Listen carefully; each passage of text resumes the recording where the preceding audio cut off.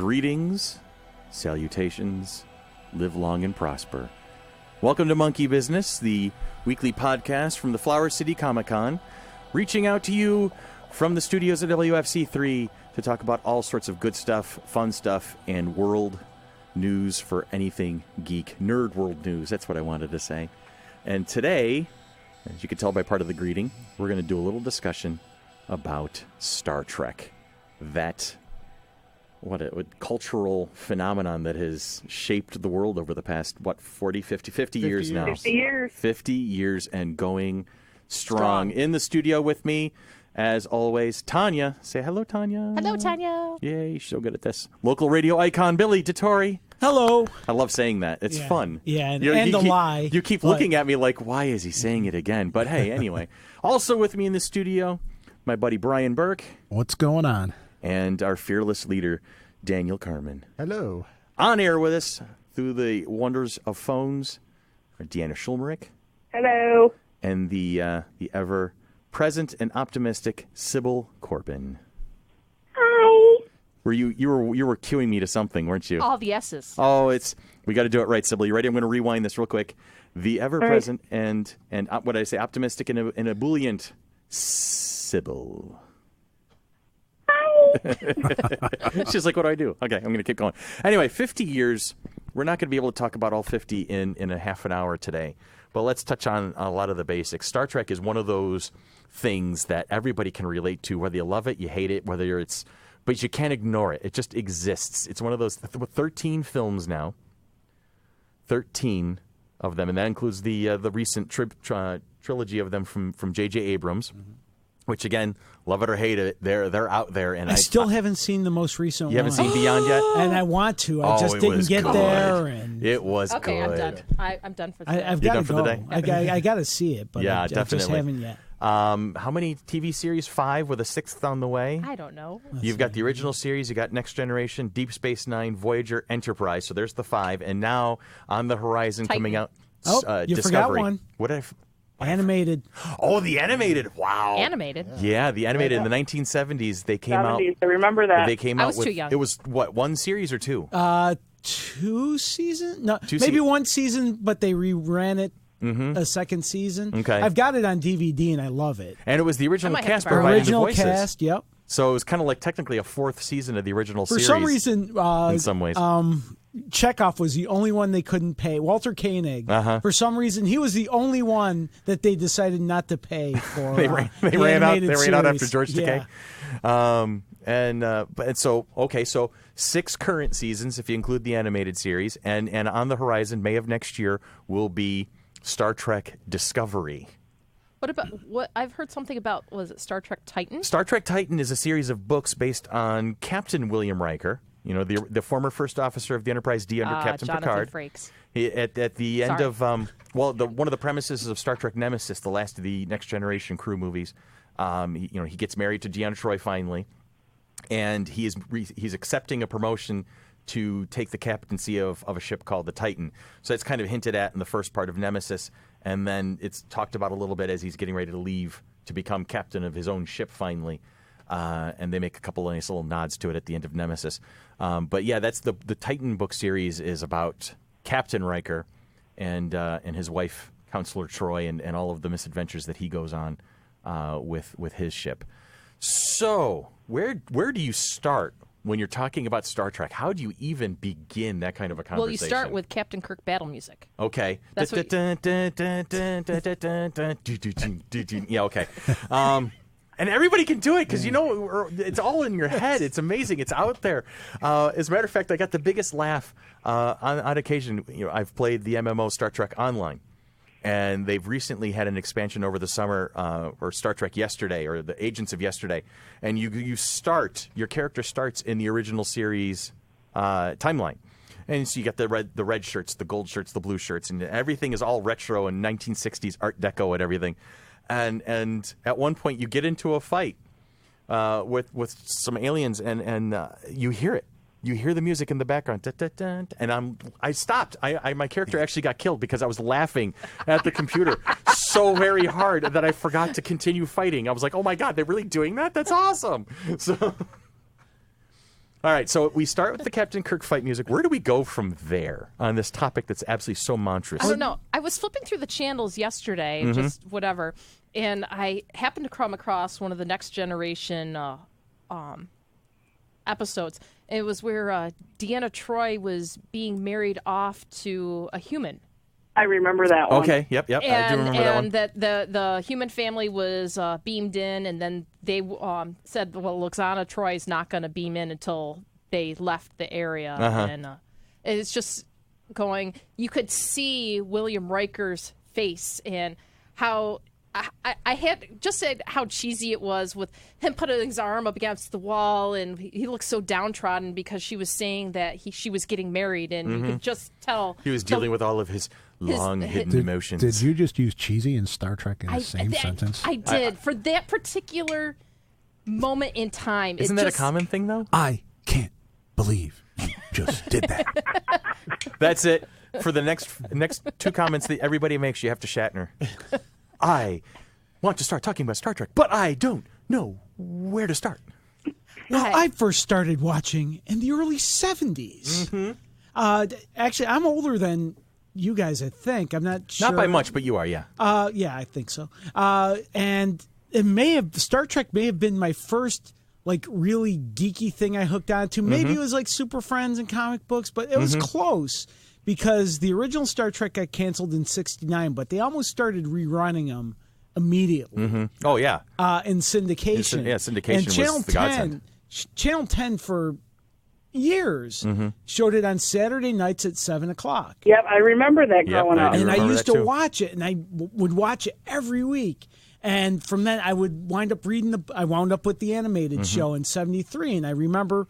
By then, I was a big Star Trek fan, big enough to be really excited about the cartoon in '73, which, by the way, the cartoon is part of canon because they were the first ones to reference T as James Kirk's middle initial. They're the one that gave him the middle name Tiberius. So James T. Kirk didn't actually exist until the animated series. I just remember, I just started gathering Star Trek information in my head, remembering there's 79 episodes. The names of all the episodes. Right. And pieces of trivia. Just as a little kid, it was almost like my first geeking out experience. To the point where, then I would watch Leonard Nimoy In Search Of. Oh, my God. I remember that. Was a great show. That was an absolutely great show. I loved that. Even as a kid. I'm hearing the theme music in my head right now. Oops, hold on. Do you have it? I do have the theme. That would be amazing. Oh, not In Search. I have the Star Trek theme. Oh, okay. Well, that's good, too. Oh, yeah. This is good. But the thing is that, let me just hit this. Yeah. And so we don't get sued, I'm going to pot it down. There we go. They catch us. But Star Trek on Saturday nights, and then the Shriner Circus used to come to town once a year. And does anybody remember there being celebrities that would come and perform during the Shriner Circus? Vaguely. Leonard Nimoy came and sang a few songs. Oh my! During the Shriner Circus. That's amazing. And then the following year, Anson Williams did a few. Because you go from Spock to Potsy. Yeah, exactly. But I just remember being so excited to see Leonard Nimoy sing. That's amazing. What did it sound like?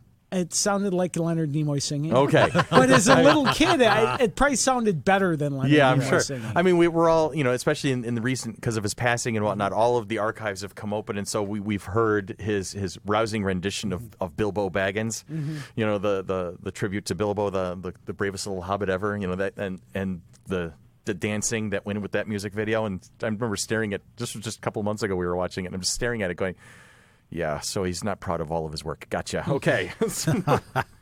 Back to Star Trek. Back to Star Trek. Gene Roddenberry's vision of what the future could look like if we got the rod out of our butts, basically. And favorite captain? My favorite captain? Anyone's. Oh, well, I'll start it off with, I'll just say Picard. Picard. Yeah. Kirk. Yeah. I'm an original guy, even though I saw William Shatner and Patrick Stewart at Fan Expo in Toronto a couple years ago. They did a two captains panel. Oh, that had telling to be great. stories, and to me, Shatner just came off as kind of a weenie. I'm gonna have to take a right turn, and I'm gonna have to say Janeway. And I'm not going to throw shade on it because anybody who's been a captain in a Star Trek series. You know, Avery Brooks as Benjamin Sisko, Scott Bakula, Bakula. On Enterprise. I got to Bakula on Enterprise, Jonathan Archer, you know, Picard, Janeway. They've all been good. I've liked all 5 captains. You know, I thought they were portrayed very well. I thought the actors who were behind them brought a great dynamic to each of those characters. So I'm not going to try and throw shade on any in particular one, but Picard has always been the man, in my opinion. Okay, nemesis of the captains. Q. I was waiting for that. Q. Yes. Q, you know, especially, well, I mean, we had the most exposure to Q because of his repeated appearances on all 3 of the more recent shows with Next Generation, Voyager, and Deep Space Nine. And John Delancey is he's such an entertaining actor because you never know what you're going to get from him at any given moment in time. So having him playing an unpredictable character, it kind of fits. It kind of suits. I saw him when he was on Days of Our Lives. Okay. So on Days of Our Lives. And he was an unpredictable character there. Okay. So it's typecasting. It's what he you're does saying. well. Gotcha. What he does well. I mean, I will never forget Sisko and Q. That is, to me, one of the greatest scenes ever. When Sisko just hauls out and punches Q in the face, and then Q is so amazed by that. Oh, you hit me. That's awesome. This is going to be so much fun. hit me. Yeah, this is going to be so much fun. You know, it's like, I like you much better. Here we go. This is going to get interesting. Okay, so my favorite Captain Picard. We have a couple of other Picards. You got Janeway. You got Kirk. How about you, Sibs? Who's your favorite captain of the 5? Well, I have to say Picard, but that's because that's the generation I grew up in. Was the Next Gen. That's when I was young and watching. And you were the Next Gen.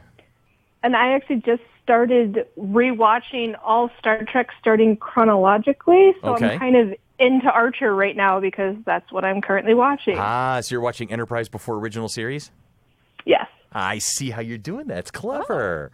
I wouldn't think of that. That's clever. Remind me, eventually we're going to have a Star Wars talk, and we're going to talk about the machete sequence to watch the Star Wars 3, movies. 4, 5, 1, 2, 3. Exactly, something like that. No, it scraps one completely. But that's 4, 5, 6, that's a 7? conversation for another day. So, Sibyl, you're watching Star Trek in the order of the actual Star Trek timeline. So, since Archer was his adventures were first, it'll be Enterprise, then the original series, and then the movies, and then Next Gen, and then some Deep Space with Voyager mixed in because they're at the same time. There's some crossovers going. You know what? I commend you because that's going to get complicated when you're like, no, I can't watch Star Trek Next Generation episode 70 because I have to watch Deep Space Nine episode 5 yet. Well, then did you start with the original episode where they went back to like the 60s in NASA? Oh, see, now he's got you on that one. Now, do you have these written down so you know which order to watch them in? I have a couple articles that are pretty much in agreement on everything, so that's where I'm going with right now. When you get a chance, send me that through Facebook so I can get re-caught up with all my Star Trek stuff. All right, will do. Okay, thanks. That I can't imagine with the fans being as rabid as they are about everything that somebody took the time to put every single Star Trek episode of all the franchises, all the movies in a certain order so you could watch them in chronological order. You're shocked by that? I'm not shocked by that. I'm making the observation that I should not be surprised by that in any way, shape, or form because that's the thing about Star Trek and any good geek show, Star Wars, Firefly, and bring them all out. They're going to have a fandom that is rabid and dedicated and expansive, and I think the 2 biggest fandoms on the planet would be Star Trek and Doctor Who, because they're the granddaddy of the shows. They've been around for 50 years. They've been around the longest. They've had a chance to evolve and really and ferment in our minds as part of the cultural consciousness. Let's talk about Star Trek and its effect on. We can't even just say Hollywood and on TV, but on the world itself. Technology, inspiration of technology, and communicators. Seriously, we all have Star Trek. Actually, you have to put it bluntly. All of our cell phones right now are more advanced than Captain Kirk's communicator. But my first cell phone had to be a flip phone. Oh yeah, had to be. Definitely. Yeah. Anybody here? Did you go like that and flip it? Oh, absolutely. Oh yes, we all had a flip phone at some point. My very first phone, not only did it flip, but I found a gold Sharpie and I put the Insignia. Delta. I put the Delta right on the top of it. I'm not surprised. No, you shouldn't be. Nope. I don't think anybody should be. Dee, did you ever see that one? I think so. Vaguely, remember. So, but yeah. So the influence is undoubtable. Well, think about the influence. If you like in Next Gen, what is it? What color shirt basically? You there? You broke up. What color shirt gets you killed? Oh yeah. Well, Not Next in the Gen, original it was the series, original series. In the original series, it was I'm red sorry. shirt. Red. Now, That was what it. I did notice in Next Generation is that no color was safe. Right. No yeah. color was everybody kind of got killed equally. There was red shirts, gold shirts, blue shirts. They were all going down at one point or another. If you didn't have a last name, That's it. That was That the was indicator. If you were just ensign, such and such. well, then, that's what or happened the on unnamed Galaxy person. Quest. yeah. The guy eventually Guy. You have a last name. Do I? Do I? I do. So couldn't even remember. He was so upset he didn't remember his own last name. So But that's think about the historical. The impact. You were talking about the impact of Star Trek. Yes. Galaxy Quest. Perfect example of a complete parody on Star Trek. I was reading an article recently, just in the past few days, as a matter of fact, where George Takei was very resistant to watch Galaxy Quest because he was told it was just a send up of Star Trek, and so he was like, I don't want any part of that. I don't want to see that because I don't want to be made fun of today. I'm just I'm not into it today. But then somebody. It was one of his co-stars, and I can't remember which one he named, but one of his co-stars said, "You have to watch this. This is." Oh no, it wasn't Takei. It was Patrick Stewart himself, and so it was Frakes who talked him into it. And he sat down and he watched it, and he thought how brilliant it was and how much he loved it because it wasn't just a little satire on the side. It picked a little fun at the actors a little bit, but it showed just how Star Trek has influenced its fan base, and he loved how the solution to Galaxy Quest, the way that the crew that got saved, is they were getting information from their fans. Yes. So it was a homage to the dedication of the fans. It was a dedication to how the fans knew these things and had that information, and were so willing to share it and just want to help other people with it. So I thought that was kind of cool. That was a nice little anecdote. Just think of then the role Star Trek played in television itself. You had the first interracial kiss was on Star Trek. Absolutely. Commentary and racial. And I don't know up to that point how many shows would have had even men and women in the positions they were in on board the ship when Uhura was right there with everybody else. One of the commonmost anecdotes was Nichelle Nichols, who played Uhura. She was ready to quit. She didn't want to be any part of the show at that point, and she ran into none other than Martin Luther King. And the effect that he's had on the world is undeniable. And so the two of them were talking about, it's just a job on a TV show, and I don't feel comfortable with it anymore. And he pointed out to the fact that, look, you're a senior officer. There's even been episodes where Uhura was in the center chair taking care of things while the others were off doing other. He goes, you were in charge. This is a role model that is going to reach out across generations to people that you will never imagine you'll ever see. And the diversity went even further. I mean, you're talking the height of the Cold War, and you had Chekhov, the Russian, yeah, they right there him on the bridge, for that. So yeah, I mean, just it opened up a lot and made the industry look at things a lot differently. And think of its role in fandom. When you think about it, Star Trek conventions were the first gathering of nerds, which is sort of what Trekkies. we're doing. Yeah. The FC3, in comic book conventions in general, and your San Diego Comic-Cons and New York Comic-Cons come out of the fact that in the early 70s, Star Trek fans started getting together and hiring Star Trek actors to come appear and do speeches and sell their wares, and it all comes out of that. Is it the first gathering of fans like that? That was a question you kind of inspired me to ask, and I'm going to ask you for your opinion on this, Billy. Do you think that without Star Trek, Comic-Cons happen? Maybe eventually, but I think it takes longer, or maybe not as well. Right. They don't come across as well, because I started going to local Star Trek conventions when I was in high school, and that was late 70s, early 80s. Right. And when did when did Comic-Con start? Like San Diego has been around for. I want to hear let's get the phones out. Everybody think of that. But just think it.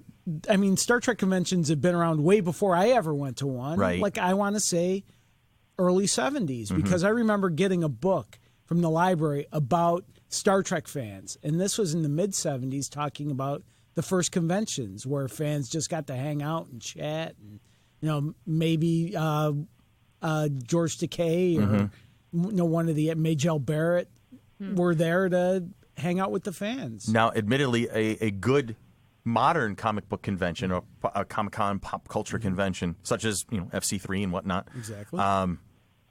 They have a little something for everybody. I'm being given some information here. Hang on just a second. What do we got? What do you got, B? Was founded as a Golden State Comic Book Convention in 1970. Wow. Whoa. That's cool. All right, that's I'm wrong. San Diego? Yeah. No, but it touches on it touches on a valid question, though. 1964. 64? Which one? Wow. It's the International Convention in New York City. Okay, so the New York City Comic-Con starts in 64. 64 before. Holy That's mackerel. that's impressive. They invited Lone Ranger artist Tom Gill for a chalk talk. How Wow. to draw for comics.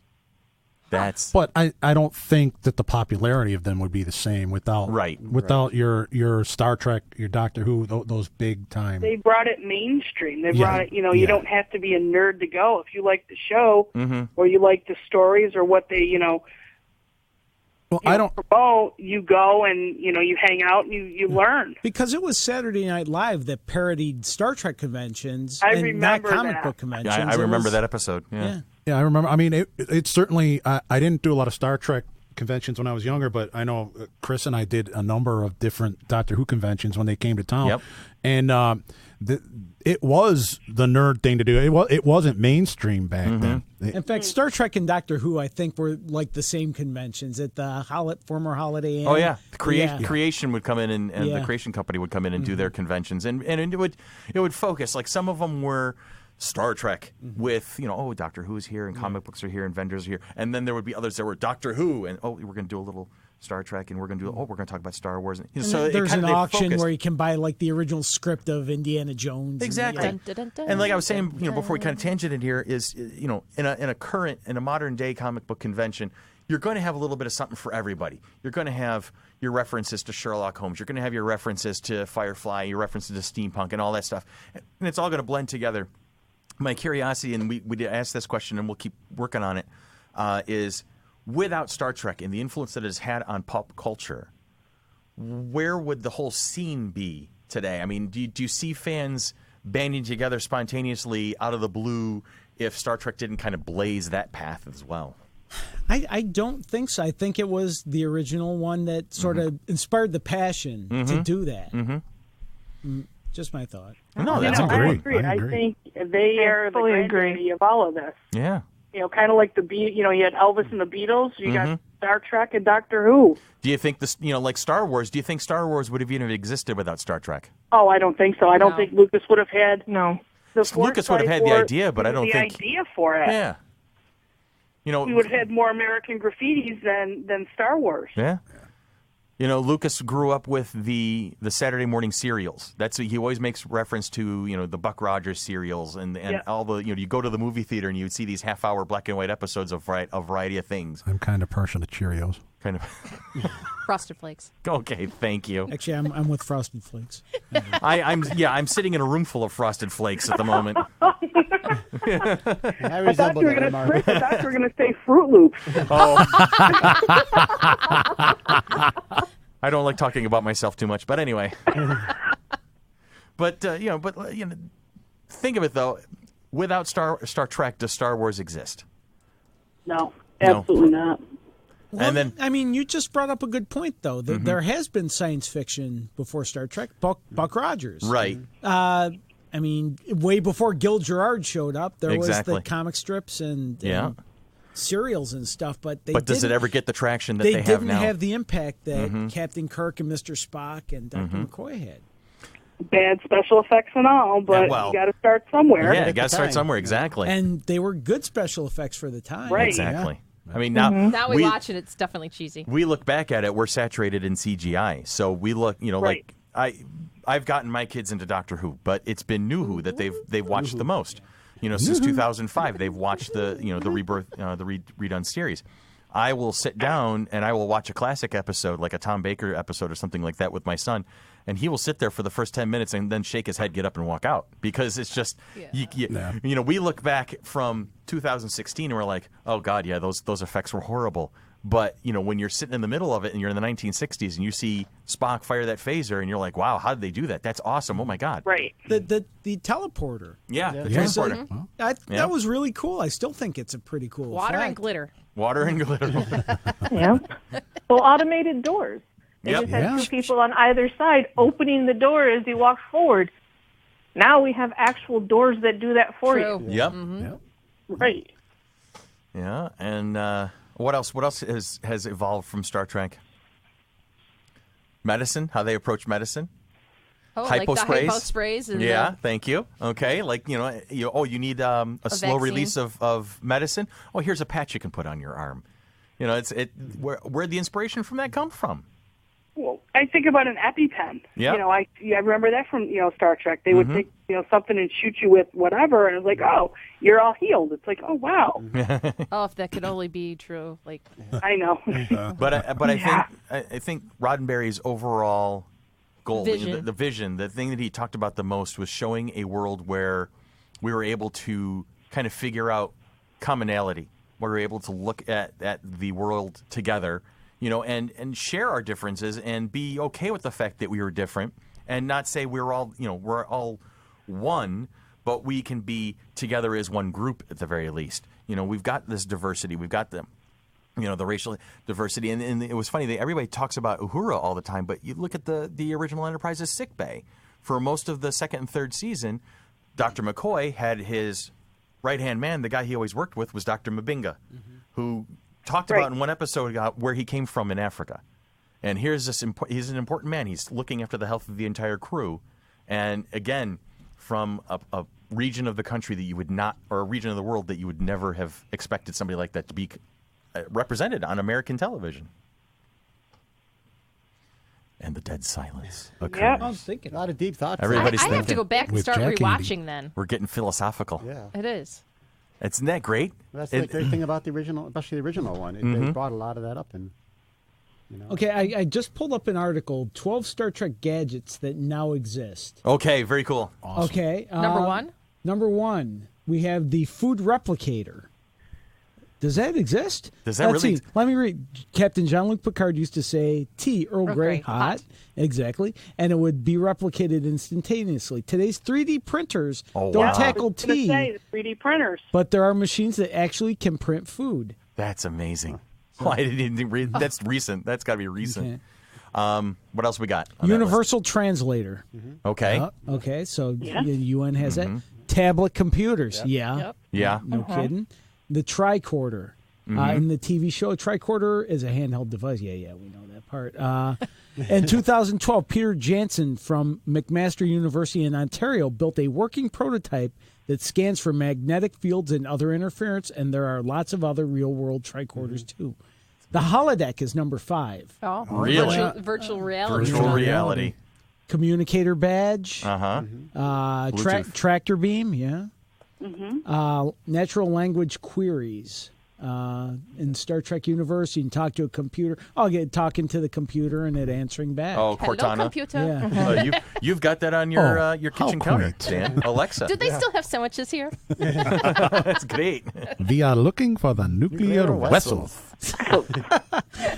I grew up on Alameda Street, so imagine when this one's sitting to my left, every time he would come to my house to visit, he would walk in the door going, I'm looking for Alameda, the nuclear vessel. Shut up already. Enough. I get it. yeah, but we always did things over and over. Oh, and yeah, over. you and I, there was no such thing as an old joke for the two of us. I get that. Yeah. Warp drive, I guess, exists. Here's, there was more to that. There was a Mexican physicist, Alcubierre, or I can't remember how to pronounce his last name. I hope I'm not massacring it. But within the past few years, there have been many articles, and I actually saw an interview with him and Neil deGrasse Tyson, who is like, our Carl Sagan of the generation. talking about it, and he was discussing his warp field equations, and he was inspired by Star Trek to see if this was something that could actually happen. And theoretically, he has proven the warp drive. Yeah, that's what it says. NASA has suggested that warp drive is possible. It's amazing. So. And would we have ever considered that otherwise? Wow, I could get to work so much faster. but do you want to? Would you get there before you left? No, because you're still getting stuck on 390 traffic. That's all. You get the teleporter for that one. You got a transporter. Actually, teleportation is one of them.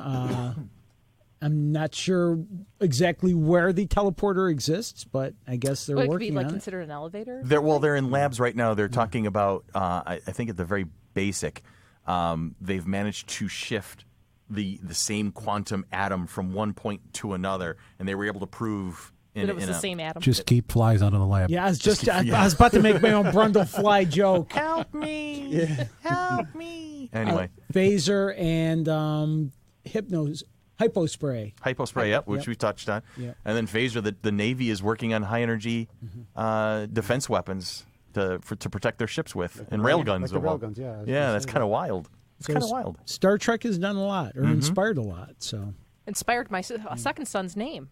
Oh, that's right. My 8-year-old's name is Riker. Yeah, but it's spelled R-Y-K-E-R. So. Yep, as opposed to William Riker's R-I. Gotcha. It's helped to open up the imagination. So, I mean, that's what we talk about a lot of stuff. You want your imagination going and think of, who knows what comes out of it. And what comes next. Yeah. And what comes next is we're going to wrap this particular episode up, but this is a conversation we definitely will be coming back to over and over again because there's so much there to it. And going forward, we're going to talk about... We'll also touch on the various series, the TV series, and the upcoming Discovery. We'll touch on what we know about that. And we'll have a talk about fan films and how they've changed the landscape of how entertainment is done and the effect that they've had on the industry. So yet again, here we are. Monkey Business is over with for another half an hour. Thank you for hanging out with us. New line of Star Trek inspired makeup. Star Trek inspired makeup. There you go. I didn't. I meant to play the theme, but let me see. That was pretty good though. Hold on. Hey, ladies, want to turn heads? Billy Introducing Mac's new line of Star Trek inspired makeup. Finally, you can look like every nerd's fantasy. Oh my God. But we're not stopping there. Check out our Lord of the Rings inspired makeup. So, how do I look? Like Smeagol, which is nice. Good, that's what I was going for. And you'll love our Avatar-inspired line of rouge and foundation. Somebody please help. I think my wife is choking. Her face is all blue. No, it's just my makeup. Calm down. Oh, sexy? The new line of sci-fi inspired makeup only from MAC Cosmetics. Available oh my God, now. That's hilarious. Wow. That is awesome. I meant to do this. There we go. There you go. Thank you, Billy. Are we ready to sign off here, Chris? We're getting ready there. So this is Chris for Billy, Tanya, Brian, myself, Dan, and Dee, and Sybil on the phone with us. This has been Monkey Business. Thanks for hanging out with us again. And there's that music again. Go ahead, B. This has been Monkey Business, a Mighty Monkey production. Mighty Monkey Productions of Rochester, New York, creators and presenters of the Flower City Comic-Con, presenting their second show May 20th and 21st of 2017 at the Rochester Riverside Convention Center. Be sure to follow us on Facebook at www.facebook.com/FC3ROC.